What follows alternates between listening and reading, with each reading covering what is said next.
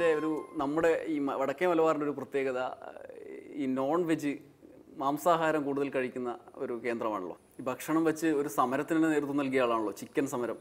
പല സ്ഥലങ്ങളിൽ പല സമരങ്ങൾ മുൻനിന്ന് പ്രവർത്തിച്ചിട്ടുണ്ട്. ഈ ഭക്ഷണ സമരത്തിലേക്ക് തിരിഞ്ഞത് ഏത് സാഹചര്യത്തിലായിരുന്നു അന്ന്? അത് കേരളത്തിൽ ഈ കോഴി ഇറച്ചിയുടെ മാർക്കറ്റ് സ്തംഭിച്ചു. ഈ കോഴിപ്പനി അങ്ങനെ ഈ കോഴി കച്ചവടത്തെ കേരളത്തിൽ സ്തംഭിപ്പിക്കാനുള്ളൊരു ലോബി കേരളത്തിന് വെളിയിൽ നന്നായി ആക്ട് ചെയ്തു. നമ്മുടെ കേരളത്തിൻ്റെ വ്യാപാരം തകർന്നു പോവുകയാണ്. ഇതിന് പരിഹാരം കാണാൻ ഈ കോഴിയിറച്ചി കഴിക്കുന്നതിനെതിരായിട്ട് വന്ന തെറ്റായ പ്രൊപ്പഗൻഡയെ ജനങ്ങളുടെ മുമ്പിൽ തുറന്നു കാണിക്കുക. അതിനു വേണ്ടിയിട്ട് കോഴി ഇറച്ചിയുടെ ഒരു മേള സംഘടിപ്പിച്ചു.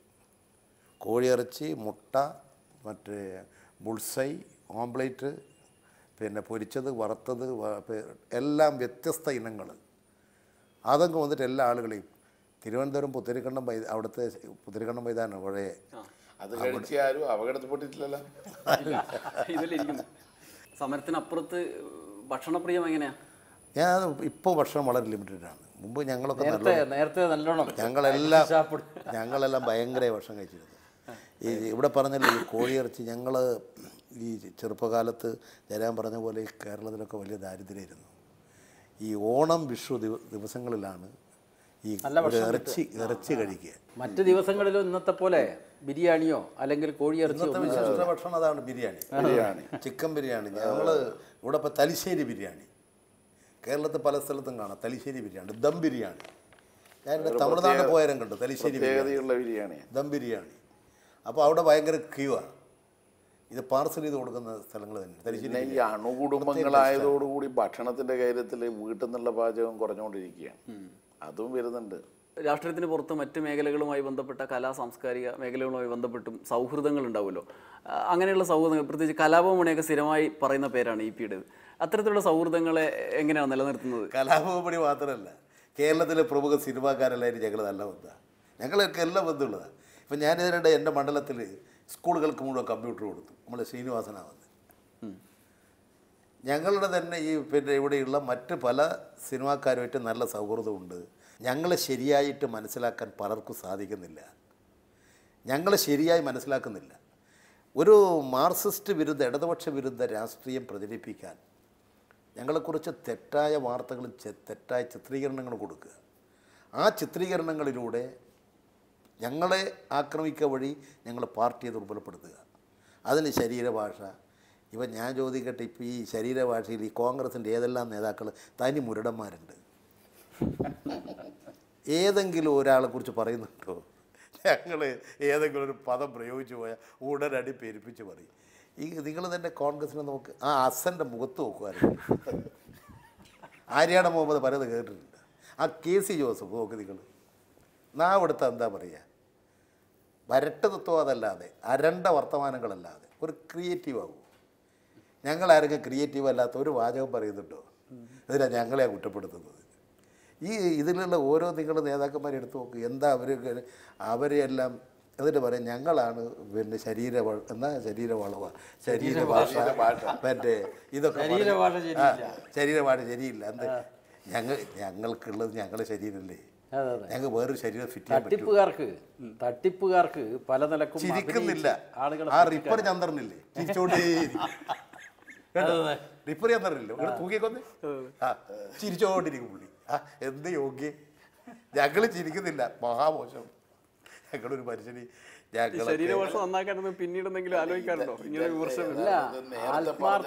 ആത്മാർത്ഥമായിട്ടുള്ള മനസ്സിന്റെ പ്രകടനമാണല്ലോ നമ്മുടെ പ്രസംഗത്തിലും നമ്മുടെ പെരുമാറ്റത്തിലും ഒക്കെ വരുന്നത്. അപ്പോൾ കമ്മ്യൂണിസ്റ്റുകാരെ സംബന്ധിച്ചിടത്തോളം കൃത്രിമത്വം ഇല്ല.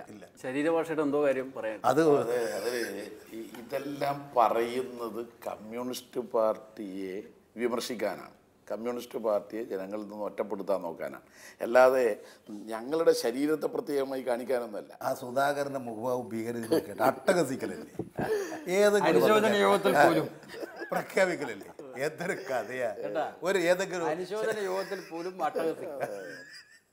ആരെങ്കിലും പറയുന്നുണ്ടോ ഞങ്ങൾ കുറച്ച് സാധുക്കൾ ചെറുങ്ങൾക്ക് വേണ്ടി ഇങ്ങനെ ചെയ്യും? അപ്പം ഞങ്ങളെ നേരെയാണ് ഇവർ പറയുന്നത്. പറഞ്ഞോട്ടെ, ഞങ്ങളെ അറിയുന്നവർ ഞങ്ങളെ അറിയും.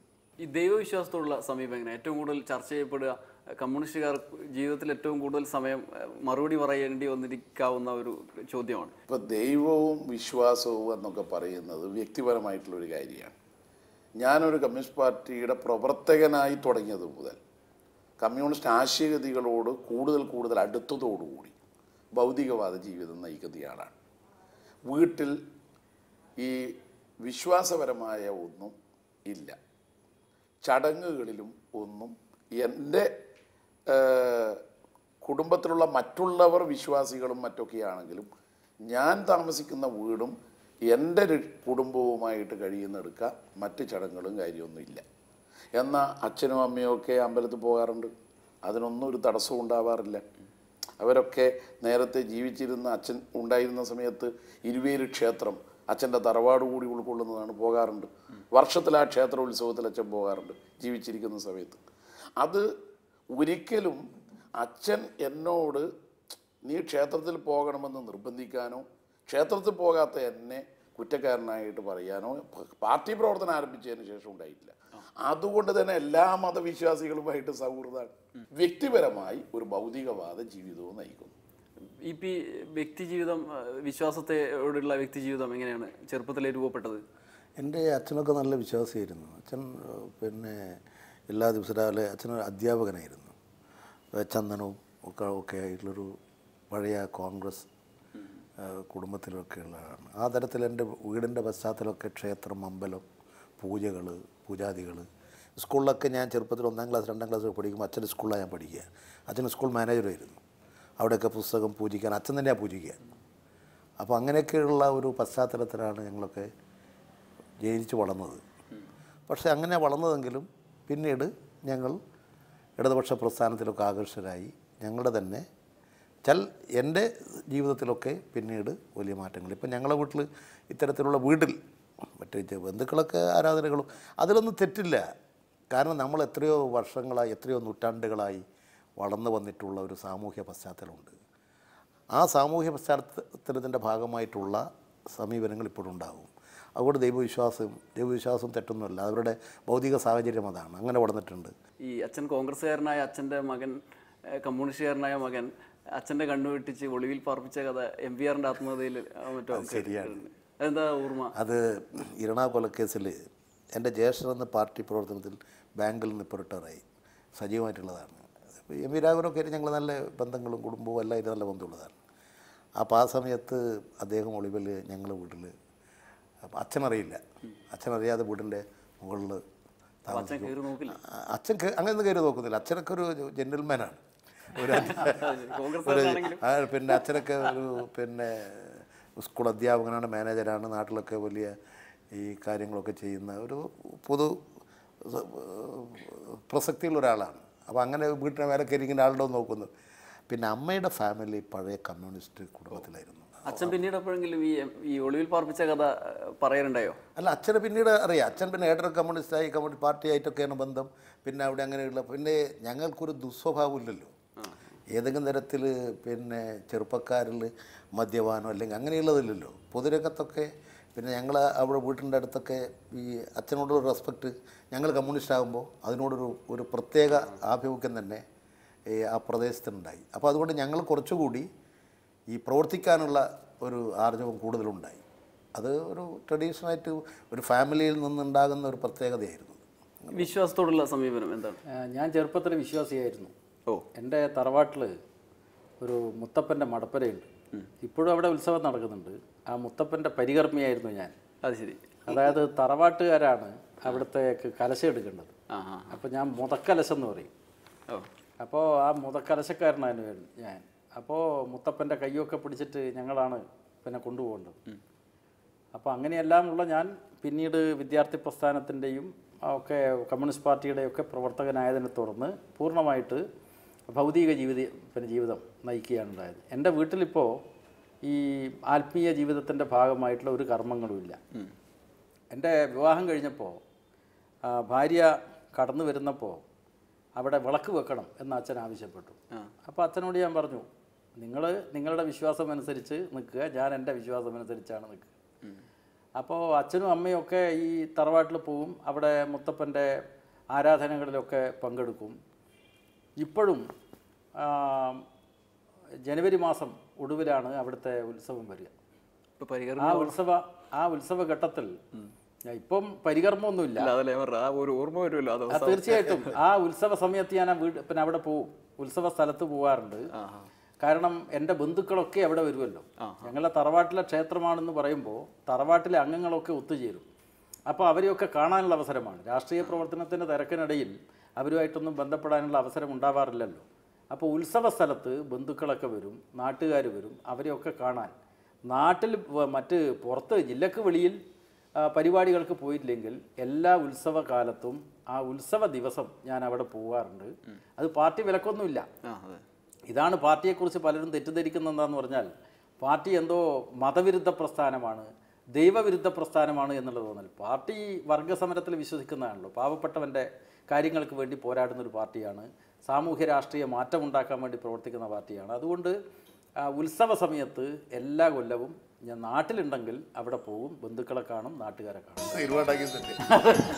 മുമ്പ് ഇവിടെ പാർട്ടി ഓഫീസിൽ സ്ഥിരമായിട്ട് താമസിക്കുന്ന സമയത്ത് സിനിമ കണ്ടിട്ട് പുറത്തായിരിക്കും.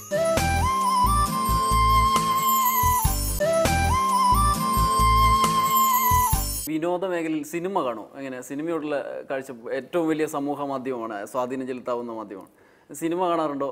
തീർച്ചയായിട്ടും. മുൻകാലത്ത് മിക്കവാറും മലയാളത്തിൽ ഇറങ്ങുന്ന പ്രമുഖമായിട്ടുള്ള സിനിമകൾ ഒക്കെ തന്നെ കാണാറുണ്ട്.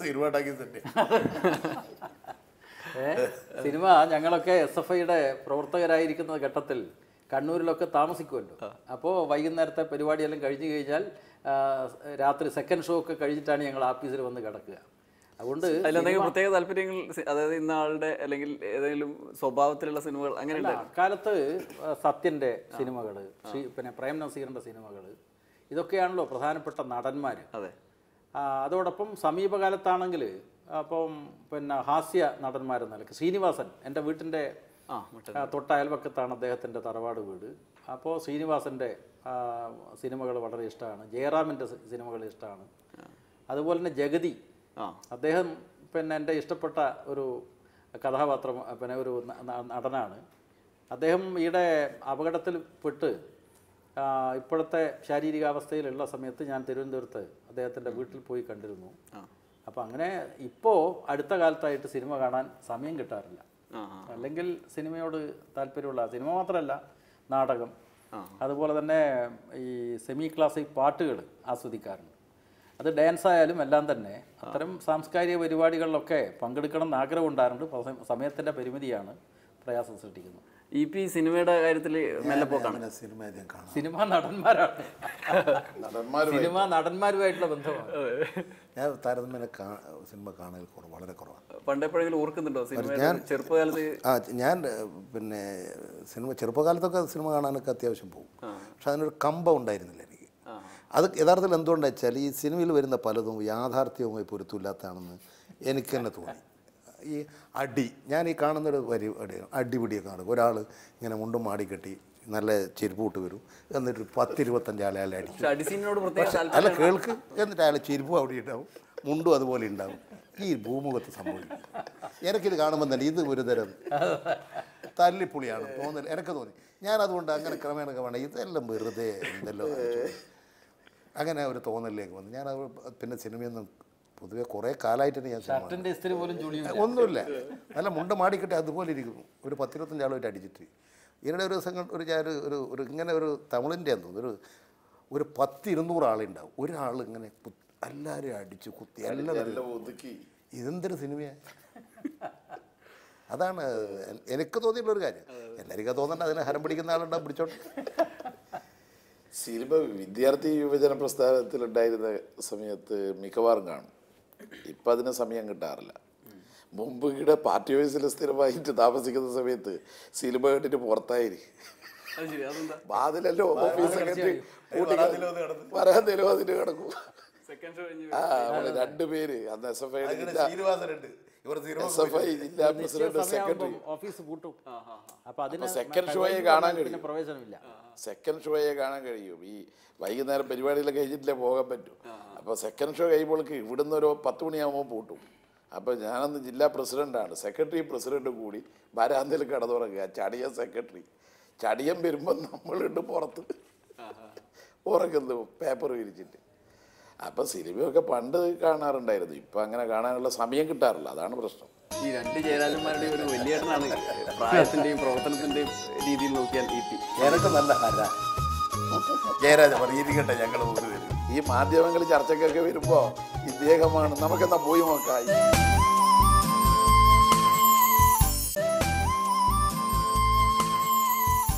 മക്കൾ എങ്ങനെയാണ് രാഷ്ട്രീയത്തോടുള്ള സമീപനം, അവരുടെ പൊതു രീതികൾ എന്താണ്? മക്കളും ഭാര്യയും എൻ്റെ രാഷ്ട്രീയത്തോട് വിയോജിപ്പുള്ളവരല്ല, എന്നാൽ പാർട്ടിയുടെ പ്രവർത്തകരുമല്ല. ഭാര്യയാണെങ്കിൽ ജില്ലാ ബാങ്കിൻ്റെ ജീവനക്കാരുടെ സംഘടനാ പ്രവർത്തനത്തിലൊക്കെ ഏറിയും കുറഞ്ഞും പങ്കെടുക്കുന്നു. മക്കൾ SFIയിലൊക്കെ പഠിക്കുന്ന സ്ഥലങ്ങളിൽ മെമ്പർഷിപ്പൊക്കെ എടുക്കുന്നു. അവരുടെ അഭിരുചി, അവർ ഇപ്പോൾ രണ്ടുപേരും എൻജിനീയറിങ്ങിന് ആണ്. ഒരാൾ എൻജിനീയറിങ് കഴിഞ്ഞിട്ട് ഇപ്പോൾ ജോലിയായി, മറ്റേയാൾ എൻജിനീയറിങ്ങിന് പഠിക്കുന്നു. അപ്പോൾ പഠിപ്പിൽ കേന്ദ്രീകരിക്കുക എന്നുള്ളതാണ് അവരുടെ ഒരു രീതിയും ശീലവും. പിന്നെ അവർ തെറ്റായ വഴിയിലേക്കൊന്നും പോകാതെ ഒരു ജാഗ്രത രക്ഷിതാക്കൾ എന്നുള്ള നിലയ്ക്ക് ഞങ്ങളുണ്ട്, അവർക്കും ആ ജാഗ്രത. രാഷ്ട്രീയ വിദ്യാഭ്യാസം മക്കൾക്ക് രാഷ്ട്രീയ വിദ്യാഭ്യാസം എന്ന് പറഞ്ഞാൽ കുടുംബത്തിലെ അംഗങ്ങളായിപ്പോയി എന്നതുകൊണ്ട് മാത്രം അവർ രാഷ്ട്രീയ താല്പര്യം വരണമെന്നില്ല. അപ്പോൾ അവർക്ക് രാഷ്ട്രീയ ആഭിമുഖ്യം ഉണ്ടായാലാണ് അത് സാധിക്കുക. അവരിപ്പോൾ ജീവിച്ചുകൊണ്ടിരിക്കുന്ന സാഹചര്യവും പ്രദേശവും പെരളശ്ശേരിയാണ്, ചുറ്റുപാടുകളെല്ലാം അവർക്ക് പിന്നെ നന്നായി മനസ്സിലാക്കാൻ കഴിയും. അപ്പോൾ അങ്ങനെയൊരു ആഭിമുഖ്യം അവർക്ക് കൂടി ഉണ്ടായാലേ പൊതുപ്രവർത്തകരായി മാറും. അച്ഛൻ കോൺഗ്രസ്സുകാരനായതുകൊണ്ട് മകൻ കമ്മ്യൂണിസ്റ്റായി, ഇനി തിരിച്ചു പോകുന്നുള്ള പേടിയുണ്ടോ? അങ്ങനെയുള്ള പേടിയൊന്നുമില്ല. അവർ പാർട്ടിയോട് നല്ല സ്നേഹവും ബഹുമാനവും ഒക്കെ ഉള്ളവരാണ്. രണ്ടുപേരും പിന്നെ പഠിക്കുന്ന കാലത്ത് SFIയിലും ഒക്കെ ആ പരിപാടിയിലൊക്കെ പങ്കെടുക്കും. രണ്ടാമത്തവൻ തിരുവനന്തപുരം മാറിവാനീസ് പഠിക്കുമ്പോഴാണ് അവിടുത്തെ SFIയുടെ എല്ലാ പ്രവർത്തനം സജീവമായിരുന്നു. അവനെ RSSകാർ ആക്രമിച്ചിരുന്നു. അവർ കോളേജ് വിട്ട് വരുമ്പോൾ ആക്രമിച്ച് ഇവൻ്റെ ഒന്നിച്ചുള്ളൊരു കുട്ടിയുടെ ചെവി ഇവിടെ വെട്ടേറ്റു. പിന്നെ ഇവന് ഭയങ്കരമായിട്ട് അടികൊണ്ട് പിന്നെ കുറേ കാലം ചികിത്സ, പിന്നെ കോളേജിൽ പോകാൻ പറ്റിയില്ല. എന്നിട്ട് കോളേജിൽ പോകാൻ പറ്റാതിരുന്നിട്ട് അവിടുത്തെ പ്രിൻസിപ്പാൾ പിന്നെ കോളേജിൽ ഇവരാക്രമിക്കപ്പെടും RSSകാർ എന്നുള്ളതുകൊണ്ട് പിന്നീട് തിരുവനന്തപുരത്ത് താമസിച്ച് 1-2 മാസക്കാലം അവസാനം പരീക്ഷയ്ക്ക് എഴുതാൻ നമ്മളവിടെയുള്ള സഹാക്കളും മറ്റെല്ലാം കൂടി ചേർന്ന് പോയി പ്രൊട്ടക്ഷൻ കൊടുത്തിട്ടാണ് പരീക്ഷയ്ക്ക് എഴുതിയത് മാറിവാനീസിൽ. പിന്നെ അവൻ അവിടെ നിന്ന് ഇത് കഴിഞ്ഞു ഇവിടെ വന്ന് പിന്നെ ദുബായിൽ പോയി, എറണാകുളത്ത് ഒന്ന് പിന്നെ PG കഴിഞ്ഞു. അതിന് ശേഷം ഗൾഫിൽ പോയി. മൂത്തവനപ്പോൾ ഗൾഫിലുണ്ടായി, ജോലി ചെയ്യുന്നുണ്ട്. അപ്പോൾ രണ്ടുപേരും അവിടെ ഗൾഫിലായിരുന്നു.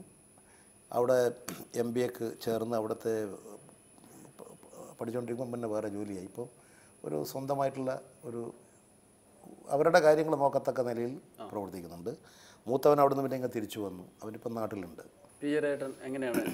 എൻ്റെ 2 മക്കളും പാർട്ടി മെമ്പർമാരായിരുന്നു, ഇപ്പോഴല്ല. ഒരാൾ ഗൾഫിൽ പോയതോടുകൂടി മെമ്പർഷിപ്പ് ഇല്ലാതായി, മറ്റേയാൾ ബാംഗ്ലൂരിൽ പോയതോടുകൂടി മെമ്പർഷിപ്പ് ഇല്ലാതായി. പക്ഷെ അവരിപ്പോഴും പാർട്ടി പരിപാടികളിലൊക്കെ പങ്കെടുക്കും നാട്ടിലുള്ള സമയത്ത്. പിന്നെ ഫേസ്ബുക്കിൽ അവരുടെ സോഷ്യൽ മീഡിയയിൽ 2 കൂട്ടരും സജീവമായിട്ട് ഇടപെടുന്നുണ്ട്. അതൊക്കെ ചിലപ്പോൾ മാധ്യമങ്ങളിൽ വാർത്തയായതും നിങ്ങളെല്ലാം ശ്രദ്ധിച്ചിരിക്കും. അപ്പോൾ പാർട്ടി ആ കുടുംബമാകെ CPMനൊപ്പം തന്നെ ഞങ്ങൾ രാഷ്ട്രീയമായിട്ടുള്ള ചർച്ചകൾ നടത്തും. ചിലപ്പോൾ തർക്കങ്ങളുണ്ടാവും, വാദപ്രതിവാദങ്ങളുണ്ടാവും. ആ നിലക്കുള്ള പാർട്ടിയോട് ആഭിമുഖ്യമുള്ള ഒരു കുടുംബം തന്നെ. ഏറ്റവും അവസാനം ഈ 3 ജയരാജന്മാർ എന്ന് പറയുന്നത് നേരത്തെ നമ്മൾ സംസാരിച്ച കാര്യങ്ങളിൽ ഏറ്റവും കൂടുതൽ പരാമർശിക്കപ്പെട്ടത് തെറ്റായ നിലയിൽ വ്യാഖ്യാനിക്കപ്പെടുന്ന ഒരു പ്രതിബിംബങ്ങളായിട്ട് പരാമർശിക്കപ്പെടുന്നുണ്ട്. ഇതിലേതെങ്കിലും വിധത്തിൽ വിഷമം തോന്നുന്നുണ്ടോ? വ്യക്തിപരമായ ഒരു വിഷമം തോന്നുന്നുണ്ടോ? അല്ല, വ്യക്തിപരമായിട്ടുള്ള ഒരു പ്രയാസവും അനുഭവപ്പെട്ടിട്ടില്ല. കാരണം തെറ്റ് ചെയ്യാത്തത് കൊണ്ടാണത്. ഈ 2 ജയരാജന്മാരുടെയും ഒരു വലിയേട്ടനാണ് പ്രായത്തിൻ്റെയും പ്രവർത്തനത്തിൻ്റെയും രീതിയിൽ നോക്കിയാൽ EP. എന്താണ് ഈ ഇതിനോടുള്ള ഒരു? എനിക്ക് നല്ല ഹര ജയരാജ പറഞ്ഞിരിക്കട്ടെ ഞങ്ങൾ 3 പേര്. അത് ഇദ്ദേഹമാണ് എപ്പോഴും ഈ മാധ്യമങ്ങൾ ചർച്ചയ്ക്കൊക്കെ വരുമ്പോൾ ഇദ്ദേഹമാണ്, നമുക്കെന്നാ പോയി നോക്കാം, ഇവന്മാരിങ്ങനെ ഞങ്ങൾക്കെതിരായിട്ട് വരുന്നത്. അപ്പോൾ എന്ന് പറഞ്ഞാൽ നെഗറ്റീവിനെ പോസിറ്റീവാക്കുക, അതാണ് അതിൻ്റെ ഒരു പിന്നിലുള്ളത്. ഇനിയുള്ള കാലത്തും ശക്തമായി മുന്നോട്ട് പോകാൻ ജയരാജന്മാർക്ക് 1/4 ഡസൻ ജയരാജൻ എന്നാണ് തമാശയായിട്ട് പറയാം. ഇനിയും കുറേ ഞങ്ങളുടെ പിൻഗാമികൾ കഴിയട്ടെ എന്ന് ആശംസിക്കുന്നു. പ്രേക്ഷകർക്കാകെ റിപ്പോർട്ടർ ചാനലിൻ്റെ മുന്നോട്ട് റിപ്പോർട്ടർ ചാനലിൻ്റെ പ്രേക്ഷകർക്കാകെ ഞങ്ങളുടെ ഓണാശംസകൾ നേരുകയാണ്. ഓണാശംസകൾ.